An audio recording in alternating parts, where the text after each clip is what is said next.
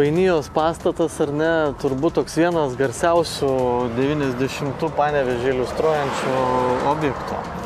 Na, čia gal tas pastatas yra svarbus tuo, kad jis anksčiau vadinasi Svainija, tas, reiškia, nes 2 svainiai buvo įkūrę tą tokią parduotuvę. Ir čia 96 metais, būtent kūčių vakarą,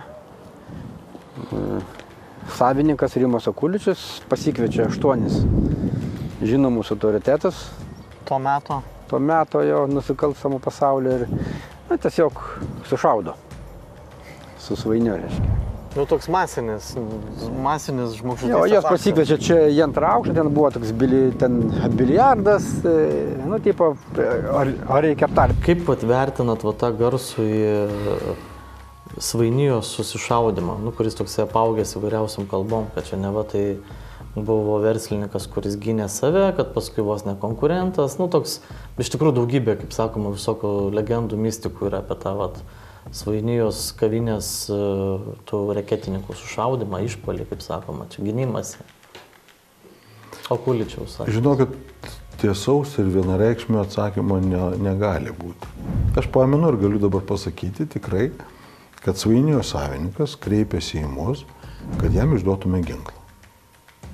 Jau tada teisės normos buvo pažengę žmogaus teisių linkme.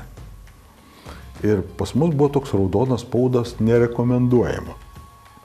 Kadangi jis nuoširdžiai ir tankiai bendraudavo su Kavaliausku Romu, Kavioru tuo, reiškia, ir mes ir pokalbių turėjom įrašus, ir teikdami tą pažymą, kad nerekomenduojama išduoti leidimų sistemai jam savigynai ginklo, uždėjom tą raudoną spaudą. Jis padavė į teismą. Mes turėjom pristatyti teisėjam visą medžiagą, ką turime. Tuo metu, įsivaizduojat, ir nusprendėm geriau medžiagos neteikti ir jam buvo išduotas tada teismo įpareigojimo ginklas. Tai aišku, dabar pažiūrėjus pagal dabartinę teisę, tai žmogaus teisės buvo pažeidinėjimas, nes iš pradžių pareigūnai surašydavo pažymą memorandumą nusikalstamos grupuotės nario atžvilgių ir tą memorandumą nutarimą aš pasirašydavau sulaikyti 2 mėnesius. Paskui, kai apskundė jau, reiškia, tuos kelis sprendimus teismai, buvo papildytas prevencinio sulaikymo įstatymas ir tokį sulaikymą jau sankcionuodavo teisėjas. Tai šiaip teisinė prasme dabar tokie dalykai jau būtų neįmanomi. Bet tas, tarkim, jo gynimasis, ten su tais apšaudimais tų gangsterių, kaip jums ten atrodo, ar čia buvo savygyna, ar ten buvo imitacija, nes, daug tokių, kaip sakoma, atvirų klausimų iki šiol lieka. Gali būti kelios versijos. Kai jie visi surinko įvairių nusikalstamų grupuočių atstovai, ir daugelis žuvo tuo metu. Tarp kitko, Panevėžy buvo tokia jau kaip ir beveik mada apie kūčias, apie kalėdas daryti, kaip sakė jie, Razborkės. Išsiaiškinti santykius ir pasidalinti rinkas. Tai kelius mes tokius jų pašaudimus buvom prevenciškai, kaip sakyti, padirbėjom. Sužinojom, kur jie pasiruošę buvo ginkluoti ir sulaikydavom. Perdodavom ar viešai policijai, kad pastabdytų, o paskui prasidėdavo nuo to veikla. Bet galiu netgi vienas patrulinės būrio vadas pasakėm, kur yra ginklai. Informatoriai pranešė, kad jo išviešinto informatoriaus ir panašiai. Ir atrodo, gudrus pareigūnas, baigęs policijos mokyklą. Ir jam pasakyta, kur ir kaip tik tie nusikaltėliai važiavo prieš eismą. Prieš plytą, kaip sakė. Važiavo ir jisai jau sulaiko viskas, iškrato, randa ten tie ginklai, kur yra ir sakykime, šaltieji ginklai, ir beisbolo lazdos, ir viskas, jie daugiausia bitas nešioja, reiškia beisbolo lazdas. Ir radio stotį sako, vadėmės jūsų man, komisarė, mes jūsų nurodymą įvykdėm. Ir viskas aišku, kad čia mūsų organizuotas sulaikymas. Ir jie tada pradeda aiškintis, kasgi yra informatorius. Kai pradeda aiškintis, vieni ant kitų prisikalba ir pradeda šaudytis.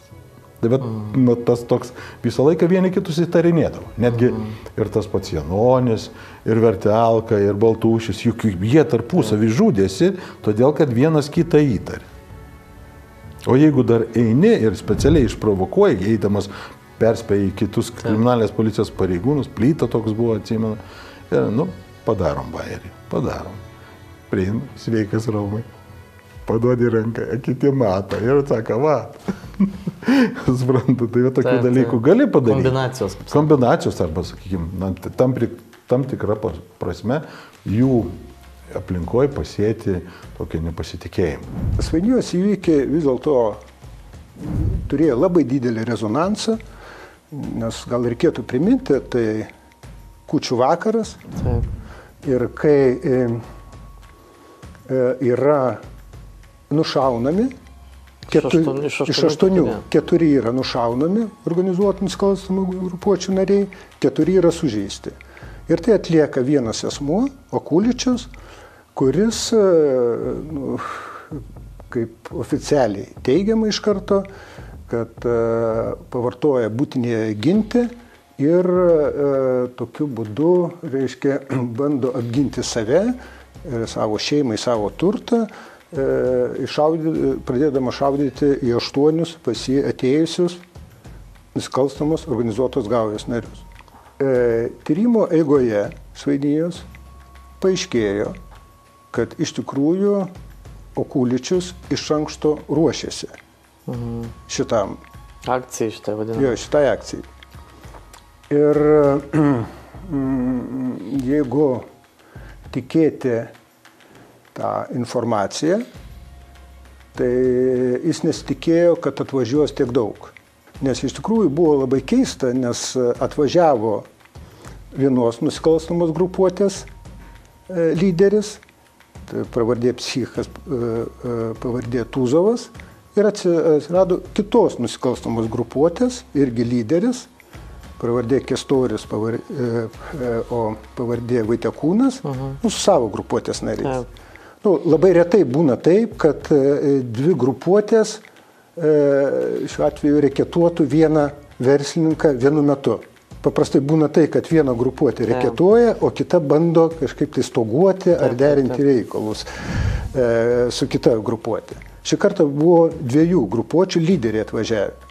Kai jie atvažiavo, pamatė, kad biliardo stalas yra patrauktas į šoną, nors jis būdavo vidury, nors buvo pakviesti jie susitikti ir praleisti laiką. Taip. Kaip jie teigia po to tie, kurie liko gyvi. Ir kai jie įeina ir yra uždaromos durys, pagal tą informaciją Svainys Okuličiaus buvo patalpoj, būtent jis uždaro duris. Aivaras Stumbras tas. Taip, ir po to Okuličius įsitraukė pistoletą turintį savyginai beretą ir pradeda šaudyti. Ir per tą laiką jis ištūstina 2 apkabas. Pagal įvykio vietą matėsi tai, kad nebuvo puolimo iš tų, kurie buvo patalpoje atėję. Jie paprasčiausiai išsidėstymas buvo pakraščiuose ir net slepiantis. Ir tie, kurie liko gyvi, tai iš jų būtent ir buvo ta informacija, kaip ta akcija vyko. Ir man atrodo, Kestoriui, tai irgi, kaip pasakyti, tai buvo antra gimimo diena, nes prie jo galvos buvo pristatytas pistoletas, tik tai jau buvo pasibaigusios kulkos. Man kaip žurnalistui, kodėl buvo, reiškia, įdomu tas, įsivaizduojat, opinija. Verslininkas pasipriešino banditams. Ten antraštės. Atvažiuoja vidaus reikalų ministras, atvažiuoja teisingumo ministras, prezidentas, kiek žinau, tai buvo atvažiavęs. Patys aukščiausias. Generalinis prokuroras spaudžia rankas. Pagaliau atsirado Panevėžyje žmogus, kuris pasipriešina. Tokia opinija, toks smūgis, toks betonas užkrautas, kad kažką padaryti kitaip jau būtų sunku. Ir aš tada dirbau Lietuvos ryte ir tiesiog tokią versiją iškėliau, sužinojau, kad viskas galėjo būti kitaip, nei reiškia, kad buvo viešai patikima. Ir po to, kai visi prezidentai, prokurorai, generaliniai ten paspaudė rankas Rimui Okuličiui, Lietuvos ryte išeina mano žurnalistinis tyrimas, kur parašyta mintis tokia, kad visa tas įvykis buvo suplanuotas iš anksto Buvo suplanuota juos visus pasikviesti ir visus sušaudyti. Pavyksta ne visus sušaudyti, 4 sužeisti, jie išvežami į ligoninę, vėliau iš ligoninės pabėgo ir taip toliau. Tai 4 negyvi, 4 sužeisti? Taip. Ir toks tyrimas išeina, kad iš tiesų tai Rimas Okuličius, ko gero, gali būti žudikas, suplanuotas, serijinis. Jūs realiai sužlugdėt tą legendą gražią. Taip. Ir tada toks sprogo tas visa Lietuva debesiuoja. Ir visi taip sėdė ir laukia, kas toliau bus. Tyrimo eigoj Svainijos buvo gauti parodymai, kur būtent kalbėjo iš Okuličiaus ir Svainio aplinkos žmonės. Ir net buvo žmogus, kuris kalbėjo apie peilį, kuris prieš įvykį atsiranda pas Okuličių ir tas peilis buvo padėtas prie vieno iš nusikalstamos organizuotos gaujos narių, kuris buvo nušautas Svainijoje. Neva kaip daiktinis įrodymas. Čia vėl neteisinant nei šiuo atveju nei psicho nusikalstamos organizuotos gaujos narių, jo pačio, ar tai šmikinių nusikalstamos gaujos narių, kurie buvo tenai. Bet esmė yra tame, kad tame įvykyje atsiskleidė tai, kad vėl gali vykti tokie įvykiai organizuotų nusikalstamų gaujų narių, kurie iš tikrųjų, kaip pasakyti, yra tik tai pridengiami būtinai gintim, o iš tikrųjų yra tai, kad elementariausias susidorojimas. Kai kas gali pasakyti, iš tikrųjų, Panevėžys tuo metu buvo vadinamas Čikaga ir kitų priemonių nebuvo, kaip apsisaugoti nuo organizuotų nusikalstamų gaujų ir tikslas pateisina priemonės. Čikaga prie Nevėžio. Taip, buvo tokia istorija, kad Rimo Okuličių iš karto, įvyko vis tiek sušaudė žmonių, jį uždarė į areštinę 3 parom, o jos Svainis, reiškia, Stumbrys, Arūnas, jisai, toks buvo šiek tiek silpnesnis žmogus, jis ėjo ir pasakojo savo draugam, kaip viskas buvo iš tikrųjų. Kad ne viskas taip buvo, kaip jūs žinot. Taip, kad ne viskas buvo. Aš kadangi irgi su Arūnu Stumbriu esu kažkada sportavęs, šiek tiek imtynės, reiškia, dziudo, jaunas vaikinas buvo, dar jų už mane jaunesnis. Ir kai jau jisai išsipasakė vienam kitam, tada aš sužinau, susirandu žmonės, kurie man pateikė visai kitokią versiją. Ką man daryti dabar? Pateikti tokią versiją, sakys, bepratis, žurnalistas gal. Man reikėjo kažkaip, užtvirtinti tą versiją. Rizikinga. Rizikinga ir vis tiek tas pasitikėjimas, sakysim, žurnalistų, man tas visuomet rūpėjo. Ir aš tada pradėjau kalbėti, kad tie žmonės, kurie žinojo, buvo girdėję iš Stumbrio, kaip viskas vyko, kad jie duotų įslaptinto liudytojo parodymus prokurorai. Vienas atsisako, kategoriškai sako, jeigu aš eisiu prokuratūrą, jie pamatys, kad aš mane, sako, pakiš po velėną, aš neįsiu prokuratūrą. Ir tada gavos toks detektyvas, kad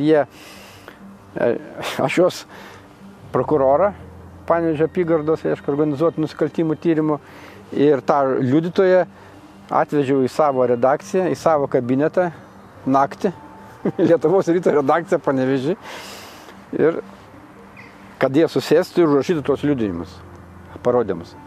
Toks išskirtinis atvejis. Tas liudytojas buvo taip įslaptintas ir tada aš paleidau tą žurnalistinį tyrimą, kad viskas, reiškia, apsisuktų. Iš tiesų tada prasidėjo tyrimas ir kitoks, tada paaiškėjo, kad, kodėl, tarkim, grindyse, kur šaudo, reiškia, ginasi verslininkas, tipo reketuojamas, kodėl nemažai šūvių, reiškia, kulkų į grindis yra suvaryta. Jeigu gynėsi. Jeigu aš ginuosi, aš taip, reiškia, šaudau. Kodėl aš taip? Tai reiškia, kad įgulinti šaudė. Galėjo būti ir tokių versijų. Ir vėliau tokių kabliukų atsirado, bet pats Arūnas Stumbrys, jisai nebeištvėrė to, matyt, sakysim, to spaudimo visuomenės. Čia reiškia, Rimas Okuličius irgi su savo nuomonės. Ir tada Stumbrys neva pasakęs vienam savo draugui, kad sako, kažkuris iš mūsų arba Rimas, arba aš turim išeiti. Kodėl jis taip nusprendė? Sunku pasakyti, bet jisai taip pasakė vienam savo draugui ir po kelių dienų jis čia tuose garažuose kažkur tai užėjęs už sienos jo jis nusišovė. Pats, reiškia. Tai dar viena auka, reiškia, toj. Tai ir dabar tie galai tada su jo mirtim kaip pasakyti, visi suėjo ten. O kur padėti Svainiaus Stumbrio nusižudymą? Man susidaro įspūdis, kad tą nusižudymą būtent ir lėmė tai, kad jis žinojo teisybę. Ir įsivaizduokite, kas atsitinka, nes tarsi jo Svainis Okuličius yra Lietuvos herojus, o jisai žino, kad situacija buvo kita. Ir tikrai jisai apie savo pergyvenimus pradėjo pasakoti savo aplinkos žmonėms. Ir tai sukėlė jam vidinę įtampą. Ir man atrodo, gal tai paaiškins, kodėl jis nueina ir nusižudo. Vėliau kalbėjau su prokurorais, jie irgi sutinka su viena paprasta mintim, kad toje byloje vis tik buvo padarytas ne teisinis sprendimas, o politinis sprendimas. Nes kai visur gatvėje laksto, sakysim, banditai, iš tikrųjų žudo ir čia toks, vienas kažkoks verslininkas pasipriešina, kaip dabar jį nuteisti. Tai reiškia, kaip ir neišeitų. Bet iš tiesų tai ten buvo taip, kad Rimas Okuličius pats puikiai pažinojo tuos žmonės, kurie iš nusikalstamo pasaulio su jais bendraudavo. Ir tiesiog dėl vieno konflikto tas, reiškia, nusikaltėliai tie šūlai uždėjo Rimo Okuličiui baudą. Sakė, turi susimokėti baudą kažkokią. Jam, kuris augęs internatuose, ten vaikų namuose, jisai irgi matęs to gyvenimo tokio, kur reikia pakovoti už save, jisai nusprendžia, kad yra pažeminimas. Kaip aš taip manau, jisai tai vertino kaip jo pažeminimą, jisai juos pasikviečia ir tiesiog šūviais, reiškia, išsprendžia visą problemą. Bet tada iš tiesų tos euforija buvo, aš jaučiau, reiškia, verslininkai netgi atsirado, kurie tiesiog nešė pinigus, kad advokatui, kad turime Rimui Okuličiui pasamdyti gerus advokatus, kad jis būtų išteisintas. Proveržį padarė. Taip, čia toks gavosi ir proveržis vienas, visuomenė lyg ir turėjo būti dėkinga ir buvo dėkinga matyti. Bet iš kitos, jeigu taip jau spręsim tą teisingumo tokį klausimą, aš netgi, tai čia jau buvo galbūt, ko gero, sprendimas galėjo būti kitoks. Aš netgi tuo metu, kai iš ligoninės pabėgo, reiškia, tie sužeistieji iš Vilnius, jos nuvežė į Vilnių, jie pabėgo, aš ieškojau vieno iš tų, reiškia, Lazeris. Konkrečiai Lazauskas, jo Audris buvo nuėjęs pas jo motiną, berodis, kalbėjomės prie durų, pasakiau, kad iš tiesų, neišduosiu, kurioje vietoje jis yra, čia mano žurnalisto paslaptis gali būti tokia.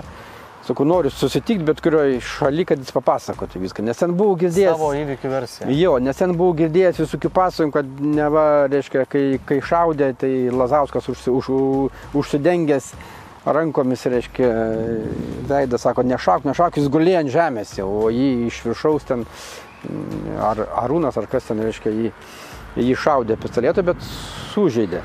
Bet artimieji Lazausko sakė, kad nėra galimybių susitikti, jis matyti nesutiko. Tai taip ta istorija ir... O po to iš tiesų du buvo iš jų surasti Ispanijoje, buvo pargabenti, buvo teisiami, vienas iš jų pats atvyko į prokuratūrą, praėjus kažkiek metų, kai viskas aprimo ir visiems viskas aišku. Tai ten irgi... Bet atsipirko simboliniam bausmėm, kaip atsimenu darots, ar ne? Nebuvo ten kažkokia ten, jeigu taip žiūrėti formaliai, tai kas ten buvo, reiškia? Tai ten kažkoks tai buvo reketavimas, matyti, pripažintas, kad Rimo Okuličiui jie reketavo, iš visų pinigų prašė, ten už kažkokias tai bausmės, reiškia, paskirtas, tai ten smūgs, kažkoks reketavimas, kas dabar ten reketavo, ar Tuzovas, ten Vitalijus, ar kiti, kurie jau negyvi. Tai ten ta kaltė tokia ir aš ir nemanau, kad ten jos reikėjo labai kažkaip, aiškiai, uždaryti tiesiog. Tai tokia parodo, kaip reiškia, demokratinė valstybė, reiškia, iki ko gali nueiti, reiškia, gyvenimo žmonių ir demokratinės valstybės, jeigu neskirsime, sakysim, reikiamo dėmesio teisėsaugai, policijos finansavimui, ten, ar prokuratūros, nes tai, kas buvo prieš 25 metus, tai dabar jau, kai jau tiek laiko praeina, kažkaip visuomet prisimenu, pagalvoju, kad tai kur aš čia gyvenau, čia kaip filmas. Tai buvo filmas, nes gatvėse šaudavo žmonės ir aišku, jie vieni kitus arba ten už skolą šaudė, bet vis tiek nėra jauku, nėra malonu, kai kai sužinai, kad, reiškia, pasikeičia kažką sušaudo, reiškia, ten sankryžose šaudos iš automato. Tai... O kaip po Kuličiaus likimas susiklostė gyvenimas, kas dabar apie jį girdėti, nes visokių tokių gandų versijų girdim, kad gyvena kažkokiose sodo bendryje. Gyvena jisai sodo bendryje, ten namukai jisai su žurnalistais nelabai bendrauja, aš manau, kad galbūt jie tos santykius jau išsiaiškino ir su tais, kurie buvo sužeisti, aš manau, kad galėjo susitikti jie ir, na, jo vaikai ten kažkokių problemų turėjo? Jo, ten vaikai jo auga, dabar nežinau, kur jie yra, bet šiaip apmaudu, kad tas Arūnas Stumbrys, jam buvo gal, nežinau, 21 metai. Aš dar per tą įvykį buvau pas jos namuose, jos fotografavau, po to įvykio klausiau, kaip ten su išnekėjo. Tai jaunas, Arūnas Stumbrys buvo jaunas ir nuoširdus toks. Nuoširdus su juo kalbėsis, na... Ir man gaila, aš bene matau, kad aš su juo pasišnekėjau, kai buvau pas juos, tai kitą dieną jis nusišovė. Tai kažkaip išeini, su žmogum bendrauji, darai tą tyrimą ir paskui paukšt nebėra žmogus, galvoja, ko dar nepaklausiau. Toks apmaudas. Jo, toks apmaudas, kad taip, tai mes kartais gyvenam taip labai, bėgam, skubam ir o po to pagalvojom, velnės, tai nebėra žmogaus, bet... Kokiam dabar šitas objektas priklauso? Čia visai turbūt kiti savininkai, nieko bendro su Kuličiaus aplinka nėra. Aš tiksliai negalėčiau pasakyti dėl teisinės registracijos, bet aš taip, bent jau anksčiau buvo, jisai nuomodavo tas patalpas. Tiesiog vis tiek... Nebuvo nuosavos? Nu, ta prasme, tai buvo juo, galbūt ir dabar jisai nuomoja kažkam. Tas patalpas kažkurias. Nu, toks įvykis čia... Vienas garsiausių įvykių Panevėžio mieste. Jisai, ta prasme, sudrebino, kad ir politikai, ir prokurorai, ir čia prezidentai visi ten sveikino, kad pasipriešino. Bet man tokios žurnalistinės ambicijos, aš vis tiek, negaliu meluoti, negaliu į bendrą chorą pūst dūdą, bet turiu vis tiek ištirti, jeigu aš turiu tą medžiagą, aš turiu ją realizuoti. Ir prisimint tada, kai nusinčiau, tai ten Lietuvos ryto vadovai irgi žaktelėjo, sako, ar tu turi, sako, viską, turiu tos įrašus prokuratūrai, viskas užfiksuota. Ir tuo metu aš prisimint, ten dabar taip juokas įma, bet Lietuvos ryto redakcijoje, ten kur tos parodymus užrašė įslaptinto liudytojo, tai ten paskui man vadovai redakcijos, tipo, neprašaunamas žaliuzės uždėjo, bet ten tais laikais neprašaunamos buvo, bet tokios aklinai užsitraukė iš išorės. Nes aš ten sėdėjau, dirbu mano kabinetas mažutis ir prie pat lango. O tas langas toks, kad ten gali pasistiebęs, matyti. Tai kad sako, dėl šventos ramybės, kad paskui nesakyt, darbdaviai nesaugoja žurnalistų. Tai tas žalizės įstatė, kad bent jau nematytų, kur šaudė. Po šito įvykio buvo sukoncentruota teisėsaugos smūgis būtent į tas grupuotės. Į psichinius, išmikinius ir kitus. Tikrai buvo pasiektas kai kuriais atvejais lūžis, nes žmonės pradėjo duoti parodymus dėl reketavimo, bet tai daugiau buvo susijęs su šitom grupuotėm. O tulpiniai tuo metu liko šešėlyje ir praktiškai, jeigu buvo susilpnintos kitos Panevėžy gaujos, kaip tik jie liko tie stiprėjantis. Nes nusikalstamas pasaulis, jis yra prieštaringas. Jis pats save naikina, bet ir pats save kūrė. Tuščių vietų nebūna. Jeigu vieni atsitraukia, reiškia, jas užpildo kiti. Ir praktiškai galima sakyti, kad Svainijos įvykiai padėjo tulpiniams galutinai tapti vieną iš atakangiausių gaujų Panevėžio mieste. Bet netgi Lietuvoje. Taip, ir jau padėjo, kaip pasakyti, būti tam lygyje, kur jeigu spręsdavosi reikalai jau Lietuvos lygyje nusikalstamų, tai būtent tulpiniai buvo tie, kurie atstovavo Panevėžio organizuotas nusikalstamas gaujos. Ar čia atvažiuodavo kitų miestų autoritetai? Vilniaus, Kauno. Aišku, būdavo. Nu, aš tai pasakysiu vėliau, bet aš norėčiau dar vieną momentą pasakyti, nes jie tuo pačiu dar lygiagrečiai ir patys valėsi kelią. Ką aš minėjau prieš tai, jie naikino tuos ir šalino tuos, kurie jiems skėlė fizinį pavojų, kaip aiškėjo, kad dalis jų buvo susiję su valstybiniam struktūrom. Kita dalis, kur po Svainijos įvykių, reiškia, pačios struktūros iš tikrųjų ne tai, kad padėdami tulpinėms, bet tai, kad jie turėjo tirti padaryti nusikaltimą Svainijos, jie triuškino kitas gaujas, kas buvo šiuo atveju netiesiogiai naudinga tulpinėms. Paskui 95 metais jie pašalino vieną iš Panevėžio autoritetų nusikalstamo pasaulio, Kavaliauskas, pravardė Kavioras. Ir tokiu būdu tarsi jie pasivalė tą aikštę. Ir įdomiausia tai, kad 96 metais prieš Seimo rinkimus Panevėžy vyksta bokso turnyras ir prie vieno staliuko sėdi tulpinio gaujos atstovai ir prie kito staliuko sėdi politikai, kurie du iš tų politikų taps po Seimo rinkimų ministrais. Kurie buvo iš tų politikų? Nu, taip sutapo, kad prie to staliuko sėdėjo Kęstutis Skrebys, kuris taps berods ministerijoje, kuri bus susijusi su savivaldybių reikalais, ir sveikatos apsaugos ministras buvęs, Alekna. Jie būdų iš Panevėžio yra. Ir tada, kai vietinis laikraštis nufotografuoja Panevėžio valdžia, tai keisčiausia yra tame, kad advokatauti ėmėsi policijos komisarai. Tuometiniai. Nes per vietinę televiziją aš atsimenu, kai vienas komentavo šitą situaciją, kuri sukėlė tam tikrą rezonansą visuomeninį, nes bet kokiu atveju tam mieste, kurie klestėjo organizuotas nusikalstamumas ir mažai buvo nereketuojamų verslininkų, matant tai, kas reiškia, vyksta ir matant tą nuotrauką, aišku, kilo daug klausimų. Tai reikėjo paaiškinti, nes tuo metu rinkimų kampanija vyksta. Tai buvo paaiškinta, galioja, pasakyti, nekaltumo prezumpcija. Ir tuo labiau buvo bandyta net įtikinti, kad dabar tulpinių grupuotės nariai, jie daugiau yra verslininkai. Verslų užsiminėjau, nes iš tikrųjų buvo privatizavimas, buvo privatizuoti objektai, net jie radiją vietinę turėjo savo rankose, naftos bazė. Nu, kodėl ne verslininkai? Nu, taip.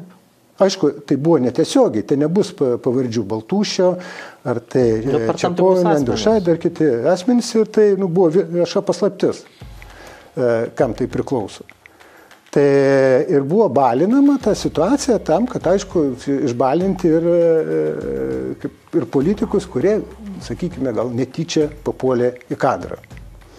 Bet būtent 96 metais, ypatingai 97 metais, tulpinių įtaka dar labiau sustiprėjo. Vertelka, kuris, kai kuriais atvejais vos neparodomas kaip grupuotės lyderis, nors iš tikrųjų taip nebuvo. Ja, daugelis sako, kad jis tai buvo smegenų centras. Ne, tikrai ne, jisai turėjo tų smegenų, bet taip nebuvo, nes iš tikrųjų tą laiką buvo Janonis lyderis, buvo Baltušis, buvo Čeponis. Taip jisai irgi strategavo, bet jis nebuvo pagal rangą lygus. Nes ten, jeigu tikėti tą informaciją, tai užtekdavo Baltušiui paskambinti, užsiminti, kad jis reikalingas Panevėžyje, jis iš karto mesdavo visus reikalus ir turėjo atsirasti. Vertelka čia. Vertelka. Viską mesdavo atlikdavo. Bet Vertelka buvo tarsi jų, jeigu paimkime kaip valstybė, yra užsienio reikalų ministras, ar ne, kuris bendrauti su išorė, tai Vertelka buvo tokiam statuse bendrauti su viešuma. Tai jisai viešoje vietoje galėdavo susitikti su verslininkais, viešoje vietoje galėdavo susitikti su politikais. Ir būtent 96 metais jisai pasirodo, pavyzdžiui, Panevėžio apskrities koridoriuose, pasirodo ministerijos koridoriuose ir neatsitiktinai. Nes kažkodėl tai jį pradeda tapatinti, su žmogum, kuris būtent šitame laike, turi tam tikrą svorį. Ir kas gali paneigti, kad tas svoris nebuvo su tam tikru, politiniu, sakykime, stogeliu. Kyla toks klausimas, ar ne, ilgus metus Panevėžy klestėjo įvairiausios grupuotės, ten tulpiniai, šmikiniai, psichiniai, pavadinimai, tie tokie vienas už kitą iškalbingesni. Ir kyla toks klausimas, tai kodėl, kaip jūs manot, dabar praėjus daugybei metų, kodėl nesusitvarkė vietos policija? Jo, tam, kad susitvarkyti su tam tikrais procesais, turėtų būti tvarkomasi nelaukiant tų padarinių pasiekmių. Tai tokia pagrindinė taisyklė su procesais. O būtent per nusikaltimo ištyrimą, požiūrį į darbą, strategiją, tiesiog požiūrį į visuomenę, į žmogų, netgi požiūrį komunikavimą su nukentėjusiu, nekalbu apskritai su bendruomenė. Tai aš manau, kad ilgus metus neturėjimas darbo tokio kryptingo, tokio ryžtingo siekio, sakyčiau, savotiškai ir nulėmė tokius padarinius, pasiekmes Panevėžy, nors manau, kad visoje Lietuvoje būtų tų ir, sakyčiau, iš dalies nulėmė ir nesantaika tarp pačių pareigūnų, ką atvykęs pastebėjau. Tas labai nuvylė, nes... Jūs kelintais metais atvykote? Aš atvažiavau čia 98 metais. Bet savo laiku dirbau čia kaimininiam rajone Pasvaly, man Panevėžio problematika pakankamai buvo žinoma, nes atvažiuodavau ir čia žmonių sulaikinėti ir kratų daryti. Nes jeigu atvažiuodavau dar senais laikais, kai aš tik komisaras inspektorius buvau, paprastas rajonėlio kaimo operatyvinis darbuotojas, tai man netgi, aš čia pradėjau tarnybą Panevėžio vidaus reikalų skyriui, mane ten žmonės žinojo, tai kai kurie sakydavo iš kolegų, sako, tu Rolandai neik ten, gali, dėl kratos, į tokį nei kabinetą geriau važiuok tiesiai, nesako, tu gali jau nuvažiavęs nerasti.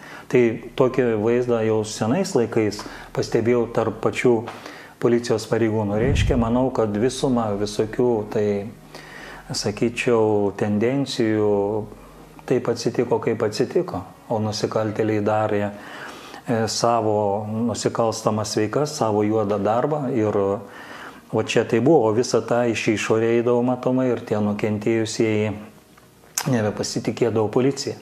Nes jeigu po vienos operacijos, taip buvo keista, dirbom su nukentėjusieji ir jai buvo pasakę, kad, išpirka mašinos, kad policija praneš, kai atsiras ta mašina, o kaip sako, sumokėjusi pinigus, aš sumoku, kaip aš ją atgausiu, ar aš garantuotai atgausiu, ne, sako, policija praneš, mes dirbam. Ir jūs pagalvojat, elementarus dalykas, taip ir buvo į budėtojų dalį. Skambina, mes čia tokia įtartina mašina, kažkur ten tokioj gatvėje, būdinti žiūri iš tiesų vogta. Tai jis vietoj to, kad kriminalinės tarnybos atsakingiam pareigūnam pats skambina nukentėjusiai, informuoja, kokią mes čia stiprus mašiną suradom. Ir moteris girdi, ar ten vyras nukentėjusysis, kad oi, labą dieną, čia tikrai policija praneša. Tokios visokios, subtiliai, prisimenu tokių, čia gali ir su skausmu žiūrėjai tą situaciją, bet per laiką, pagalvoju, tai nesuvadovavimas proceso, nesuvadovavimas tos vadybos.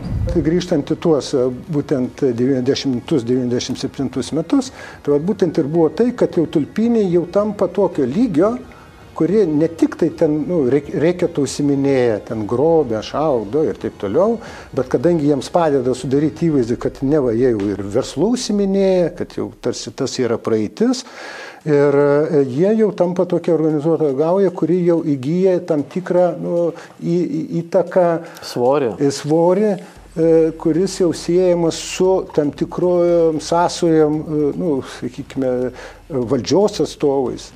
Ir galbūt politiniais atstovais kai kuriais. Nes tas klausimas buvo iki galo neatsakytas. Kai atvažiavau, kai kurie žmonės bandė įtikinti, kad nebuvo ir nėra tokių tulpinių. kad nėra tokios grupuotės. Nu, netgi, kurie užeidavo į komisariatą, su komisarais pakalbėdavo. Nu, normalų žmonės sako, čia nėra. Nors žinodavau, kad tie žmonės bendrauja. Jie nedaro nieko, bet su tom aplinkom. Formuodavo. Čia nėra, nes kai einu koridoriui ir pamatau ten, kaip čia suprasti, kas čia kokie. Jau tada. Ir per toj byloj paskui ten išeidinėjau tą informaciją, tie pareigūnai, paaiškėjo gal ar pareigūnų grupė. 98 metai. Iš tikrųjų, jeigu prisiminsite, jie garsėja tuo, kad prasideda išpoliai prieš valstybinės institucijas. Būtent 98 metais, Panevėžyje. Kad dar supras, 96 metais vyksta Svainijos įvykiai, tai rinkimai, tai po rinkimų, reiškia, susidaro tam tikra situacija, praktiškai, kuri labai naudinga tulpiniams. Tulpiniams yra naudinga tai, kad, reiškia, užsiema struktūros kitomis gaujomis, o ne jais. Jiems naudinga tai, kad, reiškia, tarsi jie įgauna jau kitą svorį, kad tas politinis kontekstas jiems kažkodėl tai tampa palankus. Bet tais metais įvyksta pokyčiai policijos komisariate. Pasikeičia vadovybė. Ta vadovybė, kuri ateina, jinai pradeda aktyvius veiksmus prieš organizuotas nusikalstamas gaujas ir tame tarpe jau įsivažiuoja ir pradeda spausti ir tulpinius. Tai būtent 98 metai praktiškai, galim sakyti, kaip reakcija į tą spaudimą organizuoto nusikalstamo pasaulio. Tai yra policijos komisariato sprogdinimas, tai yra apylinkės prokuratūros pastato sprogdinimas. Per vienus metus. Per vienus metus. Ir čia reikia tai, kad tarsi jie tiesiogiai neina prie pareigūnų. Jie tarsi organizuoto nusikalstamo pasaulis, jis rodo tai, kad jie, kaip pasakyti, laikosi tam tikros ribos. Bet čia turbūt, sakyčiau, tokia mažų miestelių tendencija, nes mes darėm reportažus ir iš mažesnių miestelių, tai Telšiuose buvo sprogdintas policijos komisariatas granatsvaidžių, vėlgi protų sunkiai suvokiami dalykai. Tai mes prisiminkime tuos metus, kai organizuotos nusikalstamos gaujos tiesiog demonstruodavo savo jėgą. Tos kolonos, kurios važiuodavo ten į Palangą, ir tai buvo ne tik būdinga Panevėžiui, nes tuo metu Telšiai, nepamirškime 98 metais Šiaulių mokesčių inspekcijos sprogdinimas, galų gale nepamirškime Palangos Pušyno. O kas yra Pušyno sanatorija? Tai vidaus reikalų ministerijos pareigūnų sanatorija. Tai reiškia, nusikalstamos gaujos, jos pradėjo veikti prieš valstybę. Terorą darė. Ir praktiškai tapo kaip tokios teroristinės organizacijos. Kalbėjom su jūsų miestietė, žurnalistė vietos, ar ne? Jis sakė, kad prieš keletą savaičių buvo pasigirdę vėl pranešimų apie sudegintus automobilius kiemuose. Tai čia turbūt gali būti kažkur skaičiau. Tai tada, kai atvažiavau, ypatingai į naktį po keletą. Ir paskui paaiškėjo, kad nusikalstamos struktūros prieš kai kur nukentėjusios veikia, bet tarpusai santykius aiškiai. Ir tikrai išaiškinom šitą ir galėčiau pasakyti, žinau, ir užvažiavimai tie buvo. Paskui, aišku, nedaug, jeigu dega automobilis ir šalia, aišku, kiti užsidega, buvo, aišku, identifikuoti, kuris iš jų 4, pavyzdžiui, stovi šalia, vienas yra tikras ir kiti nuo to. Tai šitą dalyką labai degė, šitie dalykai, buvo persimetę ir antra, čia dar tokių informacijų būdavo, kad sąmoningai, rezonansus. Jūs apsiraminkit, buvo galvo tokių užuomenų, visiems važiuoju, dirbu, su nusikalstamos struktūros, sustabdai žiūri, kalbi vyriokai, ta prasme pasižiūri, ten patikrini mašiną ar ką. Tipo, čiut ne užuomena, kad jeigu galėtumėm vogti, kai kurių, tai aš buvau, ir čia ir yra, aš ir iš pareigūnų, kur man sakydavo, kad stilius buvo, kad gal leisti kažką daryti, bet rezonansų nėra. Tokių ateidavau su tokiom genialiom mintim, kai kurie darbuotojai, tipo, Absurdas. Tai ir paskui supratau, kad gal ne jų, nes iš nusikalstamų struktūrų komunikuojant, kad ir taikai tą užkardimo statymą kabinete, paaiškini kaip ką ir pakalbė ir tokių užuomenų sako, tipo, norit neturėti rezonansų. Gal biškai laisviau leiskit, tą daryti.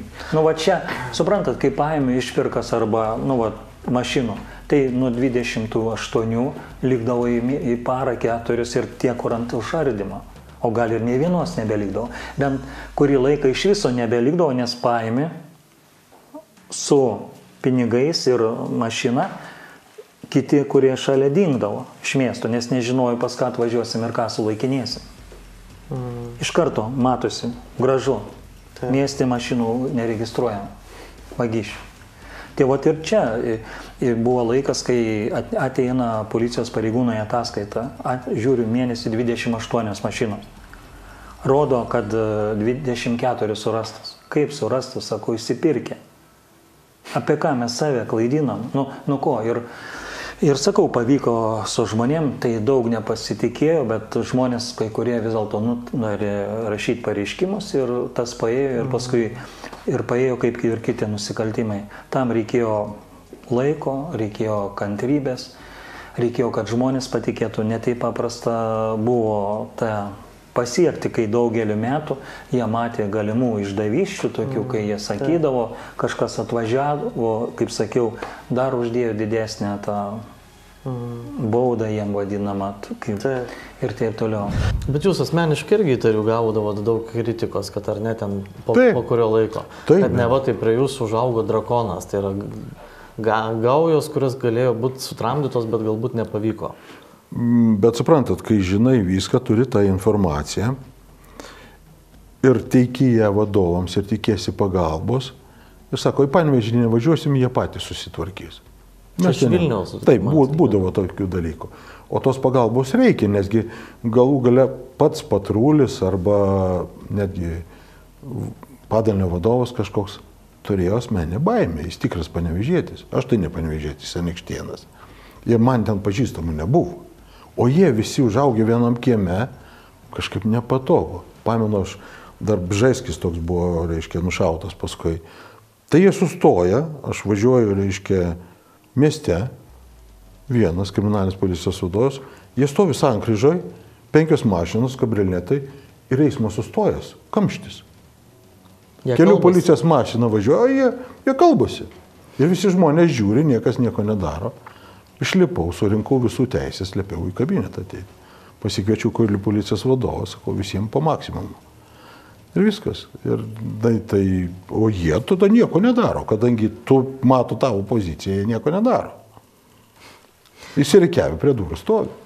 Grįžtant prie... Tai ta baimė žmogaus personalinėje buvo. Ir man buvo apgadintas turtas, buvo užminuota mašina ir mano asmenė visai ir grasinta šeimai buvo. Buvo aš keletą kartų išvežę šeimą ir panašiai. Man sieros rūkšnimo automobilį buvo apipylę. Visko buvo. Tai čia, sakykime, jau praeiti dalykai, bet tuo metu aš parašiau tarnybinį pranešimą. Tai tada policijos įstaigos vadovas tiesiog padengė man tą žalą. Skiria tokią pinigų sumą žalos atlyginimą. Kas jumis patį šokiravo labiausiai iš tų bandytų išpuolių? Mes visi... Šokiravo nužudimai tie į pareigūnus. Irgi taip sutapo, būnam šokiravo prie visų pareigūnų. Ir žiūrėkim. Dabar prie sporto salės Gintas amžinatelis, prokuroras. Su Gintu amžinateliu Sereika aš jam turiu padėkoti, nes jeigu ne jis, kas tos operacijos bylos klimpsta tardyme, dingsta įrodymai įrašai, tai atsimenu, atvažiavau pas Gintą, jūs mėgėjas iniciatyvų. O aš jį anksčiau jau žinojau, kaip pasvalys atvažiuodavo, pasikalbėdam, jis linkęs tokia, kaip prokuroras daugiau negu, ir tyriamuosius dalykus, taip orientuotas, kaip tyrimai vyksta, ne tas pats jam. Tai aš paprašiau, kad tų reketų bylų paimtų, kad jie užbaigimo padarytų. Yra pradžia, reikia gero užbaigimo, rezultatų. Ir jis paėmė tų bylų. Jis organizuotų nusikaltimų buvo prokuroras. Jis paėmė tų bylų. Jis paėmė tų bylų Ir paėjo reikalai nestardėme, kai nudūsdavo ir laukia eilių, dingti pradeda daiktiniai įrodymai, ką tik minėjote apie teisėsaugą, o čia ir teisėsauga įrašai pradeda dingti iš vėlos. Tai va čia pasiėmė, jie padarė šitų darbų, reiškia prokuratūra, įtikinau ir Gintas suprato, kad reikia paimti, davesti šitų dalykų. Ir aš atsimenu 99 metų, sausio mėnesį, 25 dieną, vyksta ataskaitinis susirinkimas vyriausiam policijos komisariate ir ten būtent bandoma vienaip ar kitaip parodyti rezultatus, nes nereikia pamiršti, kaip tik čia tie įvykiai, kurie vyko po 96 metų, tie pokyčiai, aišku, tie suvadinimai, kurie vyko ir taip toliau. Bet tarsi rezultatai rodo, kad situacija tarsi gerėja kažkiek tai. Ir būtent tą dieną yra nušaunamas Panevėžio apygardos organizuoto nusikaltimų tyrimo ir korupcijos padalinio vadovas. Gintautas Sereika. Gintautas Sereika. Iš tikrųjų buvo atsitiktinumas. Atsitiktinumas buvo toks, kad tuo metu, kadangi visi buvo policijos pareigūnai ataskaitinėme, ir tas pareigūnas, kuris turėjo raktus sporto salėje nuo patalpos, kur yra krepšinio kamuolys, irgi sėdėjo ataskaitiniam susirinkimui. Tada Gintas pasisiūlė atvežti krepšinio kamuolį, nes jis netoliese gyveno.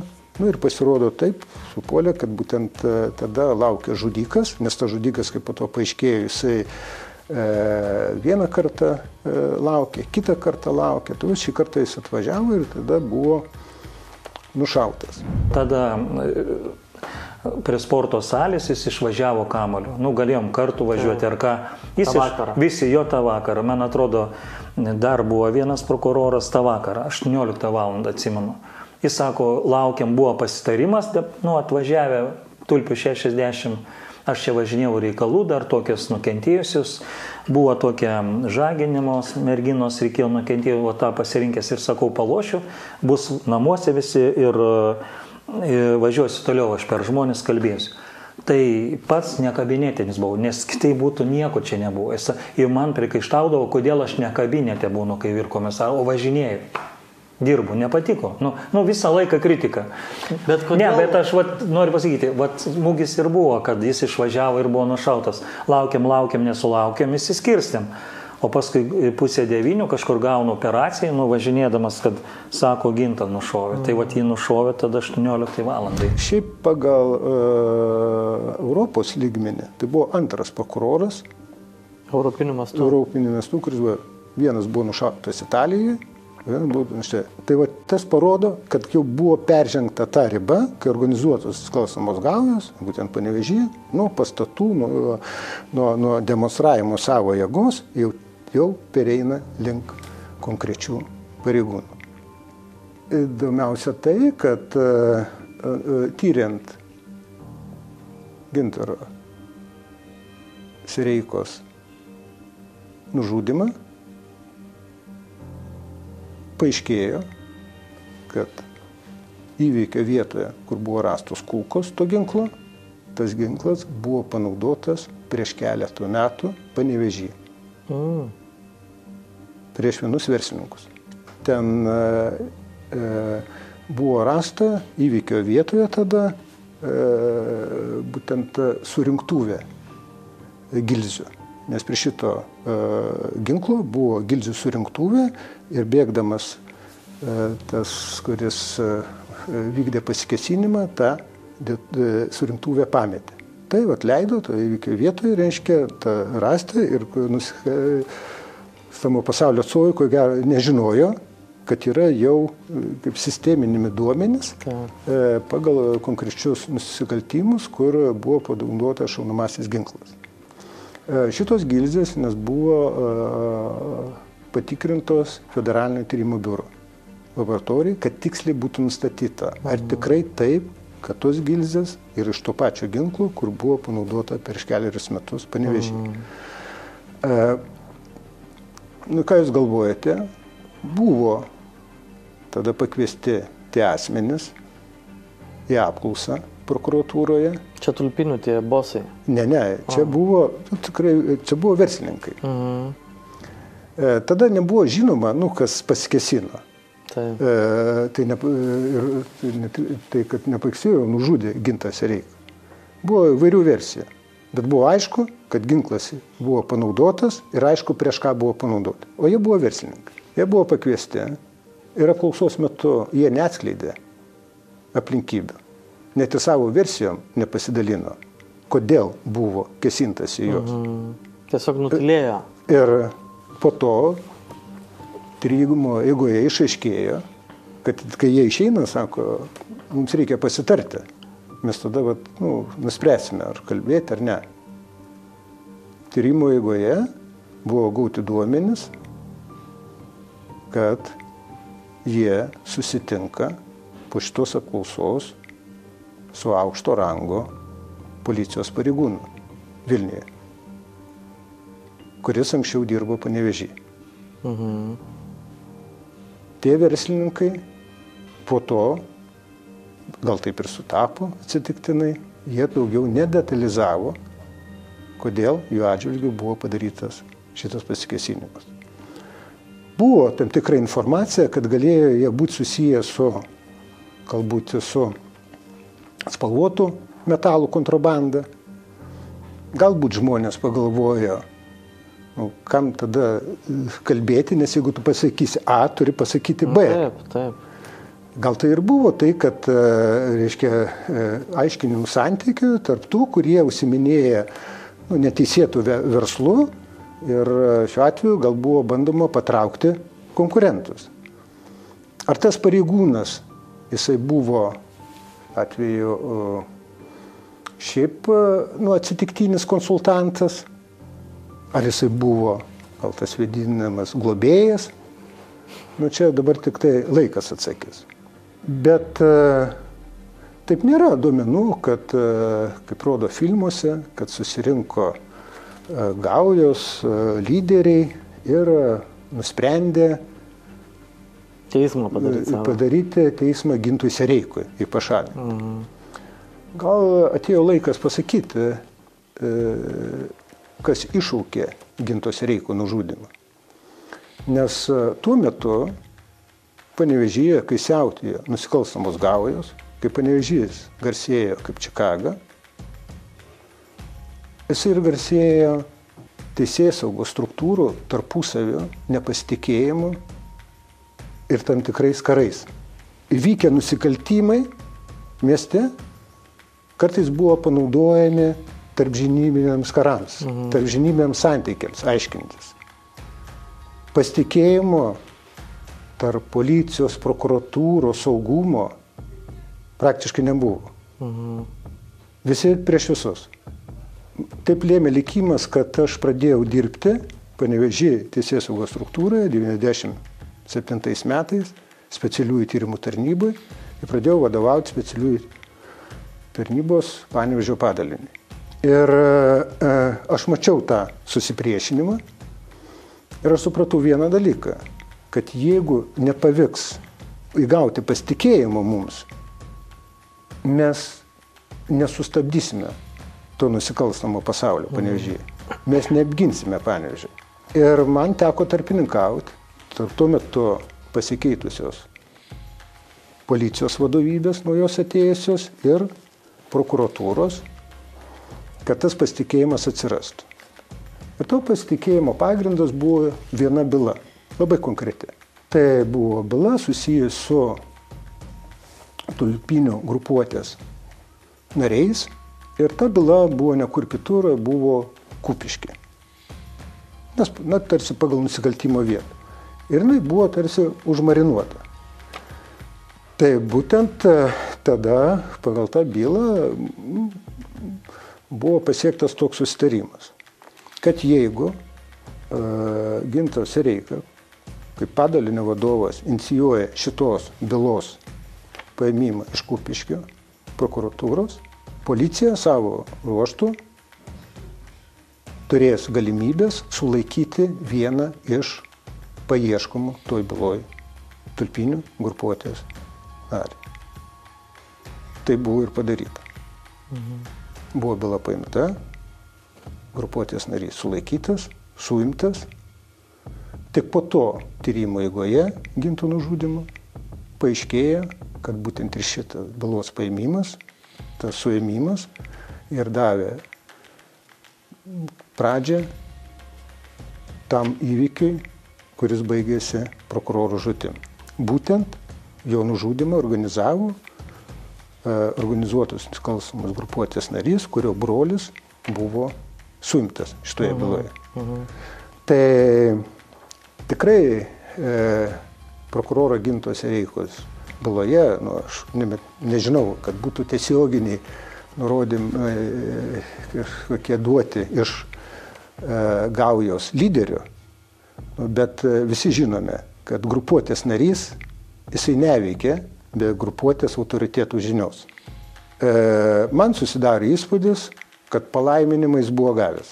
Tas žudikas. Tas žudikas. Ta prasme, kuris organizavo nužudymą, po to jisai turėjo gauti leidimą tai daryti. Iš palaiminimo iš ko gavo? Aš turiu menį iš Tulpinių gaujos lyderių. Kad, nes, matot, yra tai, kad visi suvokia, kad po tokio nusikaltimo iš esmės, kaip pasakyti, visi praranda ramų gyvenimą. Taip. Jos pradeda taršyti visos struktūros. Chaosas prasideda. Tai tada, išaiškėtų, kad vienas pasivaliavo. Sukėlė grėsmę visiems, ar ne? Dėl savo kažkokio asmeniškumo. O štai brolį suėmė ir jis bando dabar tokiu būdu tą reikalą spręs. Nebūkime naivūs. Tik tai dabar to žmogus nepaklausi, nes jisai, kai jau buvo tada, kai ir sulaikytas Baltušis, čia jau 2001 metais ir kiti dalykai, tai jisai tada davė parodymus, o po to jisai 22 metais nusižudė. Mums susidarė toksai įspūdis iš tikrųjų, kad kaip ir šitam mieste policijos, prokuratūros, turbūt ir kitų teisėsaugos padalinių atstovų nelabai gerbė ir nelabai mėgo, nes prokuroras nušautas, du pareigūnai irgi, jūsų buvęs kolega, ar ne, Piskunovas su prokurorė vėlgi buvo nušauti tenai vienose iš sodų. Paskui dar daugybė įvairiausių atvejų čia kalbėta, kad ir buvo sprogdinimų ir kažkokių pasikesinimų į policijos, teisėsaugos ar prokuratūros pastatus. Kiek žinau, ir jūsų automobilis buvo padegtas, ar ne? Susprogdintas. Susprogdintas, ne? Jo, nakties metu. Dar baisiau. Ar šiandien jau aišku, kas tada jūsų tą automobilį susprogdino? Taip ir liko neaišku. Taip ir liko. Taip, aš tai galiu įtarti, bet aš daug kėliau klausimų, kur, kas sprogdino. Aš jeigu iki kokio absurdo buvo, aš vėlgi kažkur Kauno dienoje suskaitęs kažkokį keistą straipsnį, kad aš įsidėjau turbūt pats sprogmenų ir pats sprogdinau. Koks tikslas? Tai apie kainą kalbam. Tai čia sakau, jeigu iki tokio lygio galima kalbėti, tai pagalvokit, kokią atmosferą čia. Ta prasme, atrodo normalų žmonės ir taip gali. Reiškia, davedinėjo tą informaciją, kažkas nužaidė tuos žaidimus. Nežinau, iš kur davedinėjo tą informaciją. Tai buvo tokia situacija, kad gerai, kad nepalikau telefoną išlipęs, kad to jau pat negrįžau, tik 5-10 minučių išlipau ir sprogo. Naktį, 1:30. Pavežiau dabartinį, atsimenu, VP, kai dirbo Krampolės STT valdybos vadą, dar kažką ten pakeliui. Išleidau, grįžau, tokią vieną vietelę radau, prie kito namo pastačiau, tam langus, nepatogiai žmonių paskui jutau. Čia tokie dalykai. Jeigu sugeba rašinėti, iš kur ta informacija? Panašiai, kai buvo laiškai Tulpinių, turbūt, kad mes nedarėm, čia, prezidentui rašinėjo, čia kažkas atsimena. Tai čia kas, kaip tą pažiūrėti, sveikų protų nesuvokime. Reiškia, aš, kaip sako, gydytojas išranda vaistus ir pats panaudoja. Tai aš matydavau greitai tų viešųjų informacijų arba neviešų informacijų, kur kas kaip kalba, jau gali identifikuoti grupės. Tu žinai, koks tu esi, žinai, ką tu dirbi, tave žino. Ir iš karto, kas čia vyksta tada. Kokio įtakos sfero? Ilgą laiką, kai Panevėžys buvo valdomas praktiškai gaujų ir niekas netikėjo, kad negalima nemokėti duoklių, tai, pavyzdžiui, tulpiniai kažkodėl tai ėmėsi taktiką didesnę dalim, kur nebuvo demonstruojami nužudimai, buvo dingimai be žinios. Galų gale, įdomus faktas, po Sereikos nužudimo 99 metų sausio mėnesį, praėjus kelią mėnesį, kovo mėnesį, jau nusprendžia jau tie naujieji lyderiai tulpinių susidoroti su senuoju tulpinių gavęs lyderiu Janoniu. Ir jis irgi dingsta be žinios. Jis yra pasmaugiamas, to jų, reiškia, būstinė ir po to, kaip pasakyti, ir tą ežerėlį su betoniniu, reiškia, tuo įbetonuotas į kibirą. Ir jie kažkodėl, nes pagal statistiką yra tame, kad problema yra tame, jeigu yra neišaiškintas nužudimas. Bet jeigu yra dingimas be žinios, na tai kas gali įrodyti, ar čia yra nužudimas ar ne, ir tada tos bylos netaip yra tyriamos. Kodėl jie žinojo šitą niuansą? Iš kur pas juos atsiranda uniformos? Nes, pavyzdžiui, kai kėsius jie sustabdo, tai yra, jie apsirengė policijos pareigūnų uniformą, kai buvo rastos jų slėptuvės, ginklų ir amunicijos, tame tarpe ten buvo ir policijos apranga. Ir todėl vienaip ar kitaip, kaip pasakyti, tos visos priežastys, kurios išvardino, jos ir leidžia, vienaip ar kitaip, tulpinėms pasijausti tokiais visagaliais ir nebaudžiamais. O tai tie, juos stogavę policijos pareigūnai Panevėžio miesto, jie paskui gavo kažkokių nuobaudų, baudžiamųjų bylų, tyrimai kažkokie prasidėjo jų atžvilgiu? Ar viskas taip ir užgeso? Tai šiai dienai buvo tikrinamos, reiškia, tos versijos įvairios taip toliau, bet kad būtų gauti konkretus duomenis apie konkrečius pareigūnus ir kad jiems būtų iškeltos konkrečios baudžiamosios bylos, man yra nežinoma, bet tai ir suprantama, nes iš principo yra tai, kad tie, kurie tuos ryšius turėjo, jie apie tuos ryšius tyli. Nes tai Baltušis vienu laiku buvo atsivėręs, jiems sąžinės balsas buvo prabilęs, bet vis vien, kaip suveikė tas nusikalstamo pasaulio žmogaus tam tikras refleksas po to, kad jis suprato, kad tai gali būti nesaugu jam, nes gali kilti, man atrodo, problemos ne vien tik tai iš teisėsaugos, bet gal iš kitų gaujos narių. Jis ten tada pakeitė savo poziciją, pradėjo neigti tai, ką jisai kalbėjo, ką jisai prisipažino, bet aš turiu meni, kad apie tuos ryšius galėjo žinoti tik tai lyderiai. O dabar lyderiai, jie nebendradarbiauja su teisėsauga. Tie pareigūnai, kurie palaikė ryšiuose, tuo labiau nėra. Tik tai buvo truputėlį keista, kaip pavyzdžiui, atsitikimai, ar tai pastebėdavo kai kurie, kad pareigūnai pasitraukia, ar tai, kad kažkas autoįvykyje žūsta, ten padauginęs alkoholį, ar dar kažkur, ar čia tai sutapimai, ar ne, bet čia dabar niekas tiksliai neatsakė. Jūs per apogėjų patį tulpinių dirbote ant TTO viršininkų, taip? Jau, matot, kai aš atvažiavau, aš neatsivežiau nei tulpinių, nei kitų. Jie tiesiog buvo tokia situacija. Reiškia, bet jūs tuo metu vadovavote? Jo, bet suprantat, jie jau buvo darbų padarę iki to laiko. Jeigu mes pažiūrėkim, kokie įdomu, vėl galiu pasakyti, buvau vadovo čia užkardimai ir iš tų aplinkų, ir iš tulpinių aplinkų, atsiveždavo advokatus, skųsdavo apygardoj, tuos čia ojoj buvo visokiausių. Tai jis buvo tuo metu veikiantis, man niekas nepatarė, iš visų pusių, kritikai visi. Kai perlaužim, atsirado vėl kritiko, kodėl tu, Rolandai, šimtais šitų, kai tie padariniai. O jeigu pažiūrėkim, kol buvo NTT komisaro, kai pažiūrėsiu, jie, pagal nusikaltimus darė kitur, arba biškiai užsikonspiravo, kai kurie net mieste nebebūdavo. Ta prasme. Galiu pasakyti, politika departamento nereikalingas Rolandas Rūtė kaip NTT Panevėžio vyr komisaras. Iš karto išėjau, pasipylė nužudimai. Išėjau, Piskunovą nužudė, Dembavui nužudimas, šaudimai. Vėlgi, o kodėl departamento vadovybėje gal blogai čia dirbama, ar ką? nei aš atsivežiau, ta pati vadovybė, sakykime, prieš tai grasino, kad karjeros nebebus, kai atsisakiau važiuoti, ką man? Panevėžys dar išskirtinis tuo, kad realiai turbūt vienintelis Lietuvos miestas, kuriame buvo nušautas prokuroras Sereika, paskui buvo policijos pareigūnas Piskunovas, tyrėja Kazlauskaitė berods. Ne, pavaduotoja jinai buvo. Pavaduotoja, taip. Ir, iš tikrųjų, kaip tokiam nedideliam miestui, tai sakyčiau, nemažai pareigūnų, kaip nužudyti ar ne, per tą gaujų siautėjimą. Kaip jūs reaguodavot į tokius išpolius? Nes realiai tai konkrečiai mestas signalas jums, kad sekantis galit būti vos ne jūs, ar ten dar kažkas. Tai. Aš tuo metu jau nedirbau Panevėžyje.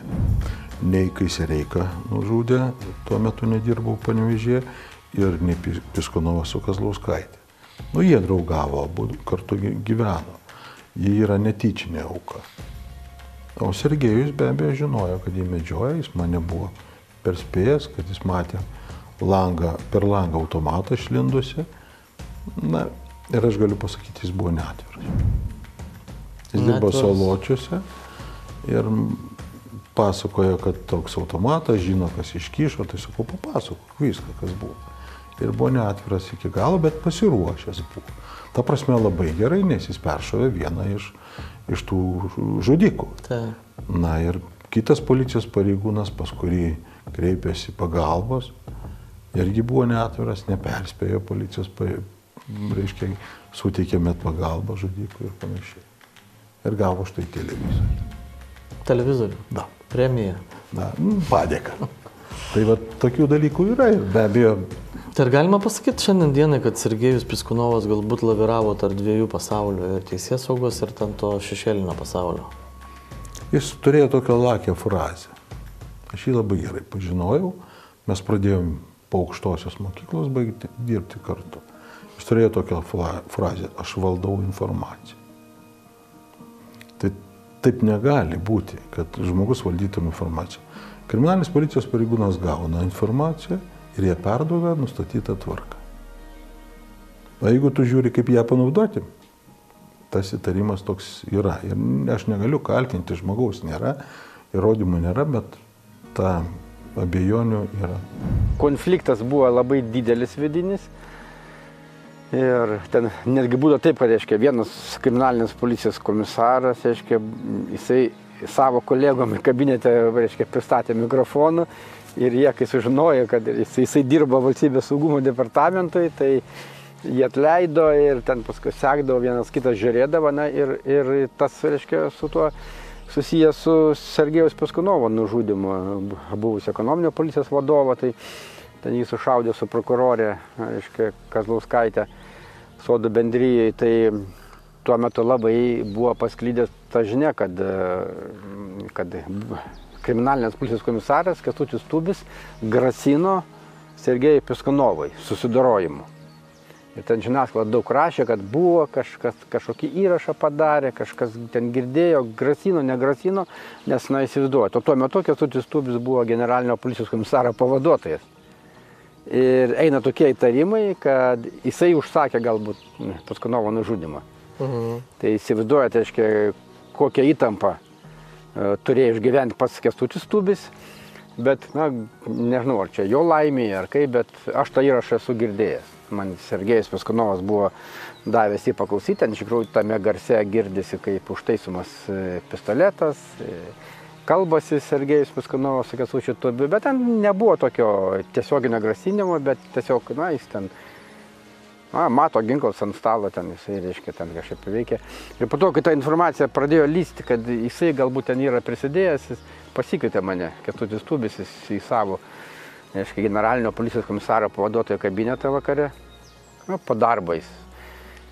Atėjau aš kaip žurnalistas, sakau, ten pašnekėti, jisai paleido sekretorę, užrakino kabinetą ir padėjo ant stalo pistoletą tarp mūsų, savo tarnybinį. Vėlgi, jis matyt mėgdavo, jeigu tame įraše, kur su Piskunovas irgi ten užtaisinėjo ginklą, ten kažką kalbėjo, tai galbūt mėgdavo taip tą ginklą jo ištraukti kažko, reiškia, ir jis ant stalo padėjo. Ir aš suprantu, jo būseną jis verkė.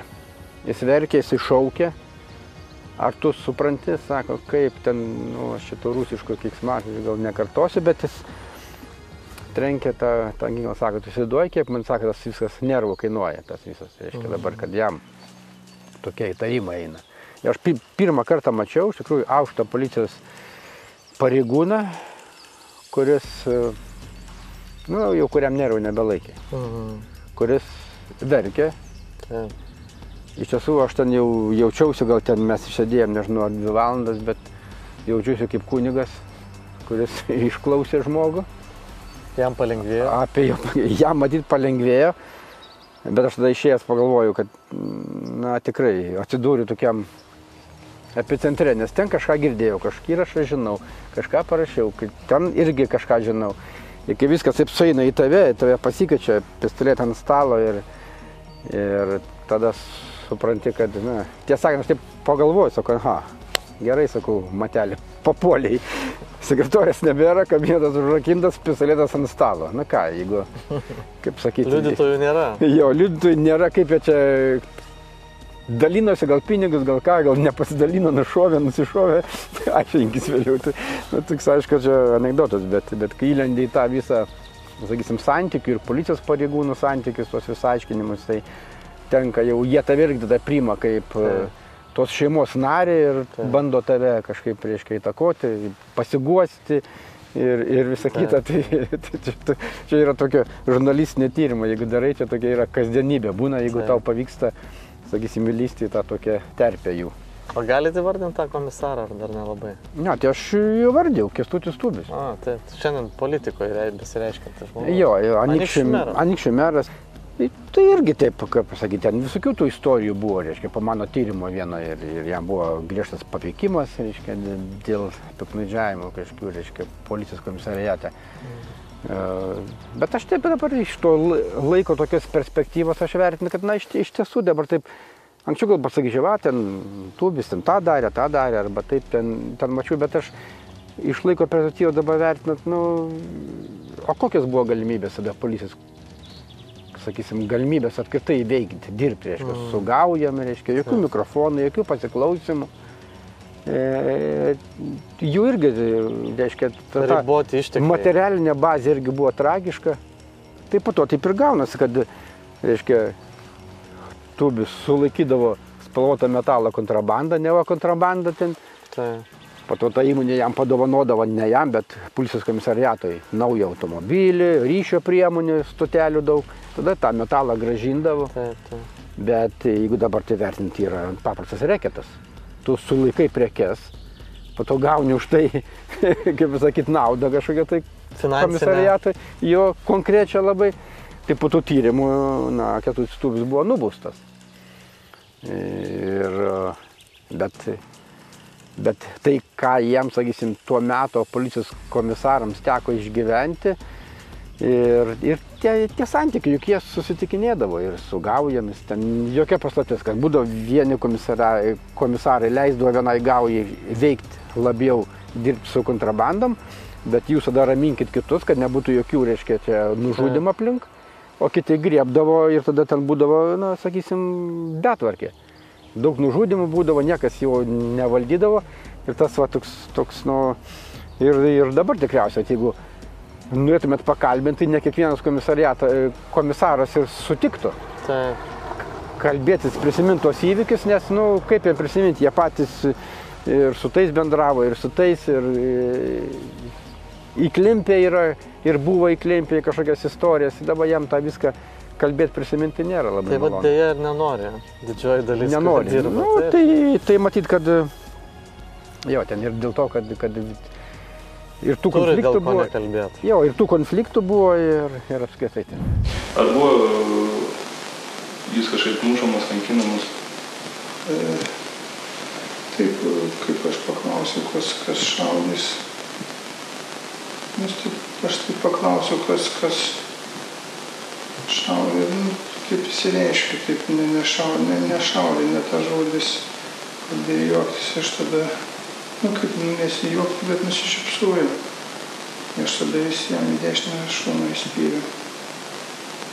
Tai kelias sykius skyrė. Tulpinių ir buvo epochos pabaiga, tai Kėsių pagrobimas. Vienareikšmiškai. Ne tik po Kėsių, reiškia, jie ką padaro, jie būtent tais pačiais metais, rudenį, jie nušauna Piskunovą su prokurorė. Tai ir būtent tie dalykai, kurie yra, iš tikrųjų jie vienaip ar kitaip suponuoja tą situaciją, kur tulpinių grupuotė pradedama spausti iš išorės ir tą įtampą viduje pradeda didėti.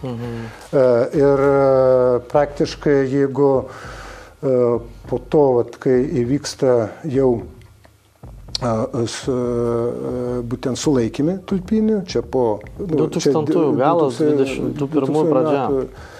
Pradžia. Reikia gal irgi dabar atėjo laikas pasakyti tai, kad ta grupė, kuri vykdė tą operaciją, kuri baigėsi, reiškia, tulpinių sulaikymų, po to jau atsiranda, reiškia, parodymai toj byloj. Po tų sulaikymų, tai čia, sakykime, nuo to Pušaloto įvykio, kai Pušaloto metu buvo suorganizuota pasala ir būtent yra sulaikomi tulpiniai už vienas iš grupuotės narių, vienas iš lyderių Čeponis, kuris vienaip ar kitaip bandė su ginklu priešintis, jisai toje operacijoje žūsta. 3 yra sulaikymai, prašau, nuo to prasidėjo. Bet prieš tai veikia slapta grupė Panevėžyje iš policijos departamento. Tai aš kaip STT padalinio vadovas, kadangi aš nebuvau senbuvis tose struktūrose, tai man reikėjo užtikrinti tos slaptos grupės veikimą Panevėžyje. Ne dėl to, kad nebuvo nepasitikima tuometiniais policijos komisariato vadovais, bet norėjosi maksimaliai užtikrinti visas sąlygas, kad neišeitų informacija, nes paprastai nebūna taip, kad vien tik tai komisariato vadovas žino. Nes jeigu žino komisariato vadovas, žino, tai reiškia žemesnio rango, po to dar žemesnio rango. Ir kadangi nebuvo aišku, kaip nuteka ta informacija, nes, pavyzdžiui, tulpinių atžvilgiu, kaip aš paminėjau, Gintos Reikos atveju dėl panaudoto ginklo. Verslininkai važiuoja konsultuoti su, reiškia, policijos pareigūnu. Tai lygiai tas pats, pavyzdžiui, po Piskunovo ir prokurorės nužudimo yra sužeidžiamas Baltušis. Tai jam vaistus grupuotės narys važiuoja atvežti ir susitinka su buvusi policijos pareigūnu Panevėžio, kuris turi galimybių gauti tų vaistų, kuriuos reikia būtent Baltušiui. Įsivaizduokite, jeigu tas žmogus susitinka su ne ko nors kitu, o tulpinių gaujos nariu, jis prašo tokių vaistų, kurie iš tikrųjų yra skirti šaunamai žaizdai, neutralizuoti poveikį, bet tai ir parodo tam tikrą ryšį. Tai todėl tam, kad apsaugoti informaciją, kuri buvo vykdoma slapta operacija ir buvo viena kuriozinė situacija, kai buvo jau nuspręsta sulaikinėti Čeponį ir su juo esančius grupuotės narius vienam daugiabučio mikrorajono dalyje. Nes kadangi visiems jie buvo paieškomi, tai kai jie yra tokioje vietoje gyvena, tai be abejo atsirado žmonės, kurie juos atpažino. Ir tada buvo organizuotas jau jų sulaikymas toje vietoje. Tada jau buvo irgi slapta čia Panevėžyje apgyvendinta Aro šturmo grupė. Ir jinai jau irgi buvo jau pasiruošusi daryti tą sulaikymą. Mes įsivaizduokite, prie daugiabučio laiptinės stovi tulpinių gaujos nariai su Čeponiu, o prie jų, kaip pasakyti, nepastebimai bando priartėti Aro pareigūnai. Jie iš tikro nėra su Aro uniforma, tai civiliai apsirengę, bet reikia įsivaizduoti, kai stambaus sudėjimo jaunas vyras, ant kurio dar uždėta neperšaunama liemenė, nors kad ir džinsinis švarkas, bet jis atrodo toksai kaip gan stambiai. Ir pasirodo, kadangi ten šalia buvo pradėtos statybos, tose statybose besislapstantį Taro pareigūnus su ginklų rankose pastebi vieną gyventoją. Jinai mato pro langą, kad yra žmogus civiliai apsirengęs su ginklu. Tada jinai iškviečia policiją. Atvažiuoja policija, išlipa uniformuotas pareigūnas, eina link tos vietos, kur nurodo, kad ten yra ginkluotas žmogus. Taip. Iš tikrųjų, tada buvo kilęs pavojus, nes esmė yra tokia, nes tuo metu tulpiniai irgi pajuto, kad kažkas tai negerai, jie tada pasislėpė savo konspiraciniam bute, bet stebė, kaip po to paaiškėjo, situaciją iš išorės. Jie turėjo stebėti, nes kitaip negali būti. Ir tada kilo pavojus, kad ta slapta operacija, jinai žlugs. Nes bet kokiu atveju iškviesta policija vietinė ir jau artėja prie žmogaus, kuris yra ginkluotas, o iš tikrųjų jis yra pareigūnas. Ir kai jau tas pareigūnas policijos buvo gan arti, tas arietis, pas kurį nebuvo atpažinimo ženklų, kad jis yra pareigūnas, jis tik buvo kaip civiliai apsirengęs su ginklu rankose, jis tik tai parodė ženklą tam pareigūnui, kad jis tylėtų ir eitų atgal. Ir tas apsisukęs nuėjo. Tada galvoju, viskas. Iš esmės bus tai, kad kils daug klausimų, ar ne? Ką čia veikia ginkluoti žmonės ir gal pamanys, kad čia būtent pareigūnai, kad čia vyksta operacija. Bet pasirodo, aš taip supratau, kad jis grįžęs niekam nepasisakė, ką jisai matė. Vienas dalykas gaujų siautėjimas, kitas dalykas ir man kaip žurnalistui, sakysim, buvo tada gal paranku, bet buvo labai, sakysim, tokia didelė vidinė kova pačiam policijos komisariate.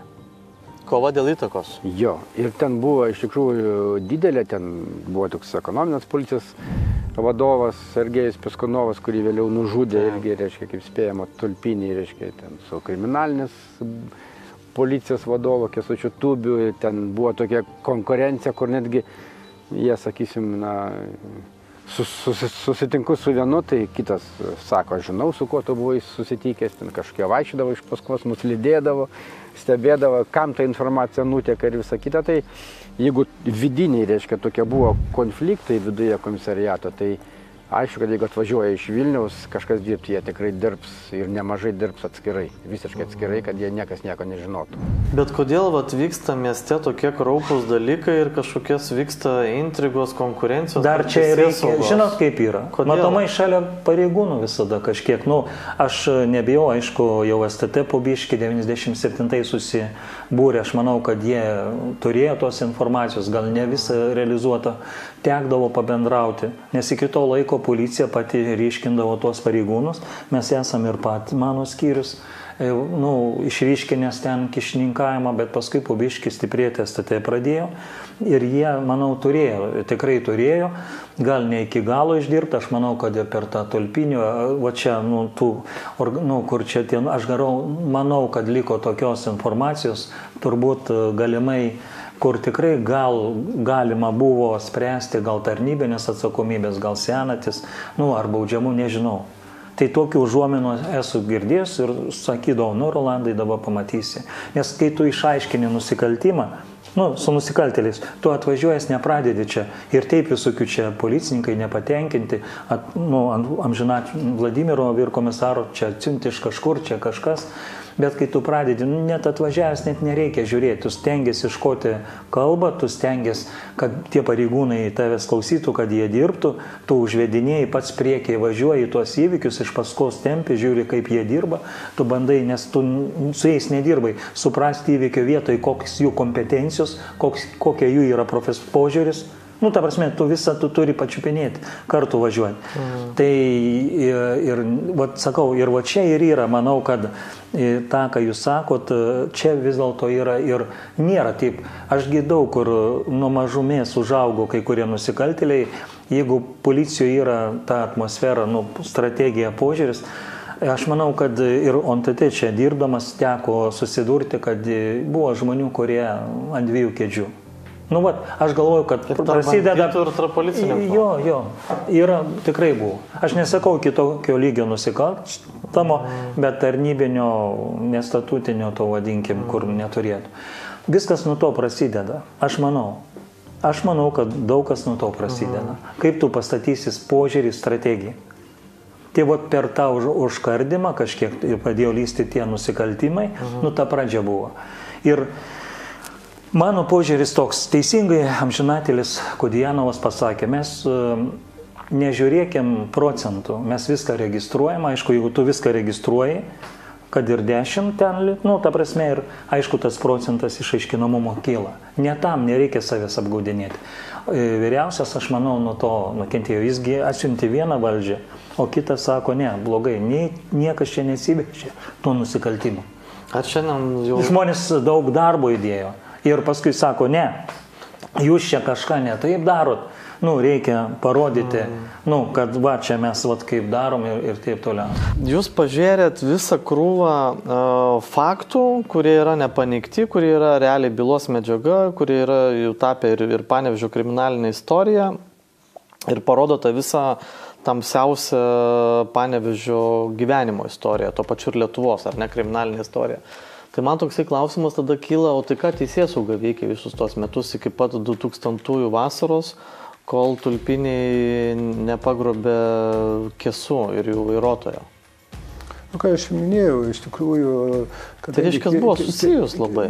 Nu, kaip aš minėjau, tai yra keletą aspektų. Vienas aspektas yra tai, kad susipriešinimas struktūrų tarpusavio, kaip įvykęs nusikaltimas, jis daugiau žiūrimas per tą susipriešinimo prizmę. Antras dalykas yra tai, kad taip susiklostėt kai kurios aplinkybės, kur, pavyzdžiui, buvo kitos organizuotos nusikalstamos gaujos triuškinamos, silpninamos, o būtent tulpiniams, būtent ta situacija buvo palankesnė, jie tarsi stiprėjo.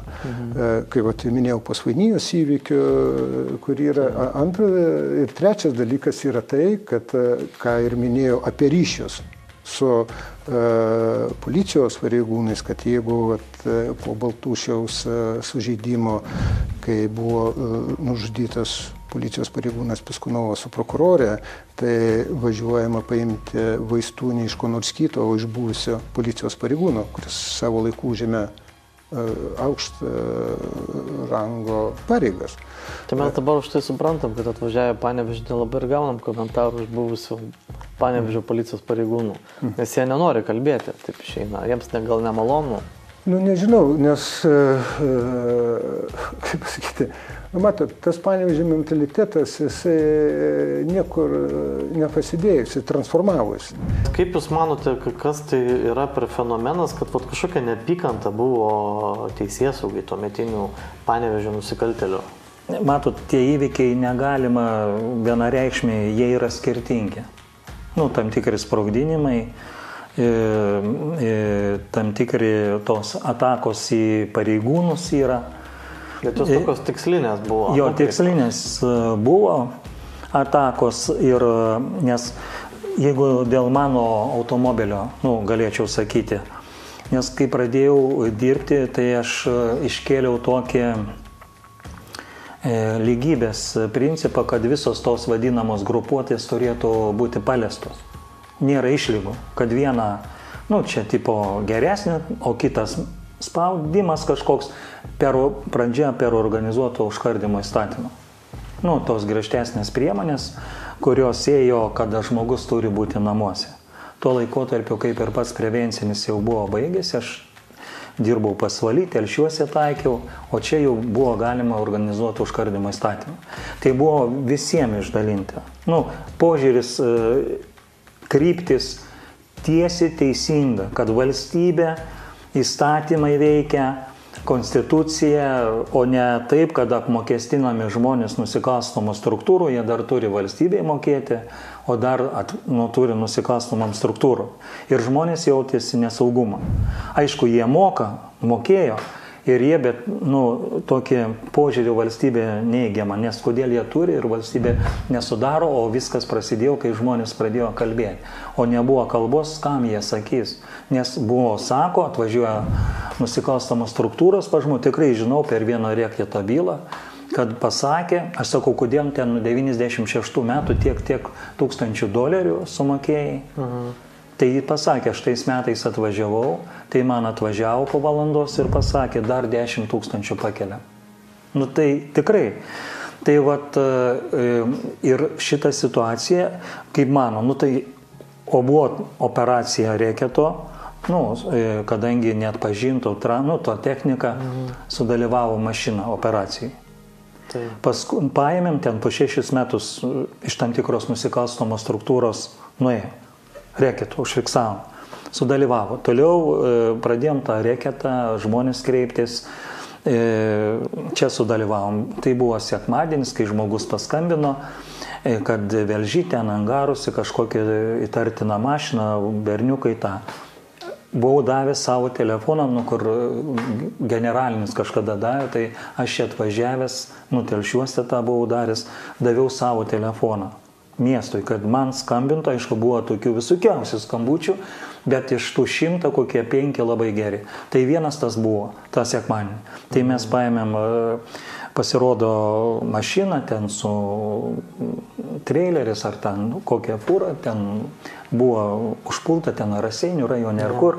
Čia apiplėšta, atvežta, pasirodo slėpė ir paėmėm. Nuo to, kai paėmėm ir padegimai ėjo, ir aš tiesiog žinau, su kokiai grupuotėjai priklausė ir kaip. Ir tą naktį susprogo mašina. Tai tikrai vienintelis buvo mano požiūris dirbti, griežtą poziciją nusikalstojim ir visada sakydavau, visiems bus. Anksčiau ir vėliau mes žiūrėsim principį, o ne taip, kad viena gal čia gera, kiti blogi, gal čia taip. Tai pagal tą dirbom ir manau, kad čia tokio kerštas, gal galvoja, kad čia kažkas įsigas. Ir buvo tokių ir taip pagrasinimų ir iš departamento man praneždavo, kad yra prieš Kalėdas tokia informacija, čia tokia informacija ir taip toliau, taip toliau. Bet jie jautėsi nevaldomi, jeigu jie tokius dalykus darė. Taip per daugelį nebuvo pripratę prie tokio, nes jeigu pažiūrėtum, aišku, paskui mane kritikavo, man kažkaip keista, kai atsiuntė departamentas, spustelėjęs mane į Panevėžį. Aš galiu drąsiai dabar sakyti, aš nenorėjau, aš kitam gerai pradėjau tvarkytis, ten Telšiuose, Pubiškėjom, laipteliais pradėjom į tą pusę, nes būtent aš galvoju, po mano išvažiavimo irgi žmonės labiau prakalbo, nes pamatė, kad galim policijai dirbti. Tai čia toks jausmas, sakau, kad trūko to kažkokio, nes aš to užkardimo tikrai statistiškai, kodėl aš buvau, niekas nepatarė, kaip čia dabar, man vyriausias sako, degė šiandien 6 mašinos, degė vėl, važinėjau, padegimai sunaikina, kaip, pradžioj ta antra buvo čia ir dažnai Pabedinskas korespondentas, žinoma, buvo čia Basanavičiaus ne dieną metų prie turgaus padegta mašina ir aš kažkaip pasakiau, per mėnesį išaiškinsim, bet jau dirbom, bet taip nevalingai, galvoju, turim visieną. Jau man vyriausias sako, ką tu, Rolandai, dabar padarėjai. Ta prasme, viskas to. Ta prasme, ir pavyko išaiškinti, kaip nekeista. Ir ta detalė, kad aš ryžtingai gal pasakiau, gal kiti žmonės irgi išgirdo ir atsivėrė panevėžiečiai, palengvėjo iš karto dirbti. Buvo techniškai tik tais daryti. 98 jau atsirado 48 turto prievartavimo bylos. Atsimenu po šiai dieną tikrai tą statistiką, nes tai buvo pradžia ir labai žiūrėjau, kai Vilniuje 24, ten dėsnios dar mažiau rajonėlis, o tai yra latentinis, kaip tu su žmogum. Ir paskui paėjo, nuo to paėjo kito veikos ir taip toliau, ir taip toliau. Bet kaip reagavot į tas žinias, nes faktiškai Panevėžys, šiaip žiūrint istoriškai, vienintelis miestas, kuriame buvo banditų kulkomis ir ginklais nušautas prokuroras Sereika, ar ne, 99 metai. Paskui Piskunovas su Kazlauskaitė berods sodose, ar ne? Apygardos prokuratūros. Tai 3 pareigūnai, ar ne? Ir dar turbūt gal buvo daugiau, aš nežinau, bet man kažkaip šitie 3 labiausiai kritė atminti yra. Ir toks vienintelis miestas, kur iš tikrųjų ir prokurorai krito, ir netgi pareigūnai, ir tokio aukšto lygio, o ne šiaip ten žemesnio. Apskritai, toks, kaip sakoma, banditai, kurie metė pirštinę absoliučiai teisėsaugą ir jie tiesiog, kaip sakoma... Turbūt reikėtų paminėti, kad prokuroras Sereika tai buvo prokuroras dirbantis organizuotų nusikalstamumą ir tyręs organizuotų nusikalstamumo sritį ir vadovavęs prokuroram tyriantiems šias bylas. Tai turbūt skambesnės žinios negalėjo būti. Tai čia buvo iki 2090. iki 2000 metų, iki man pradedant dirbti, o jau Piskunovo Kazlauskaitės nužudime aš asmeniškai jau dirbau kelias savaitės ir įvykio vietoje praleidau iš tikrųjų ne vieną parą. Tai taip, tai buvo labai aiški žinia, kad trauktis nebėra kur, nes jau buvo perėję į puolimą. Į puolimą buvo perėję bandyti. Į puolimą ir aš jau kalbėjau apie baimę sakyti. Tai va čia apie tą pačią baimę. Šokiravo jums kaip pareigūnus tos žinios? Ta prasme, šokiravo, kad taip gali būti. Ir be jokios abejonės mes turėjom sutelkti intelektą ir gebėjimus, ir žinias, ir pastangas tam, kad ištirtos nusikaltimus.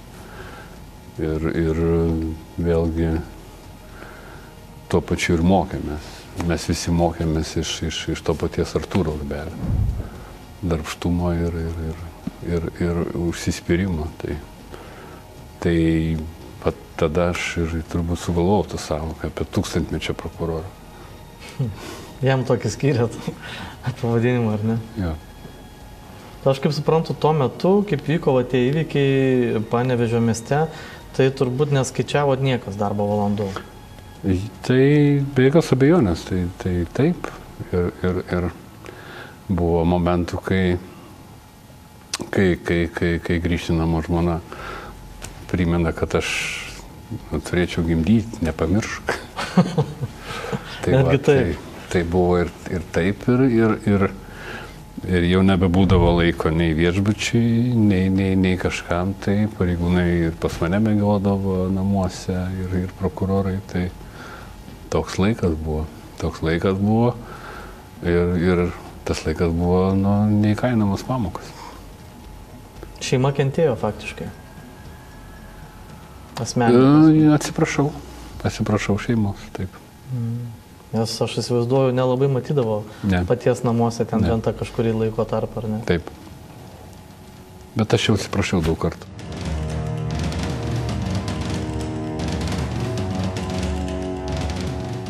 Kiesus atpažino būtent Vertelkos balsą, nes kai buvo bendravę ir jo klausimas čia tu Algi, jam kainavo ir jo vairuotojai ir visiems žmonėms gyvybę. Baltušio, yra toks, pasakymas, kur man teko iš jo draugų, girdėti, jisai sakydavo, aš, sako, geriau gyventi vieną dieną kaip karalis, negu, visą gyvenimą kaip vargšas. Ir prezidentai klysta, ir šiuo atveju turbūt yra atskira istorija, ir ten yra iš tikrųjų apgailėtinų situacijų.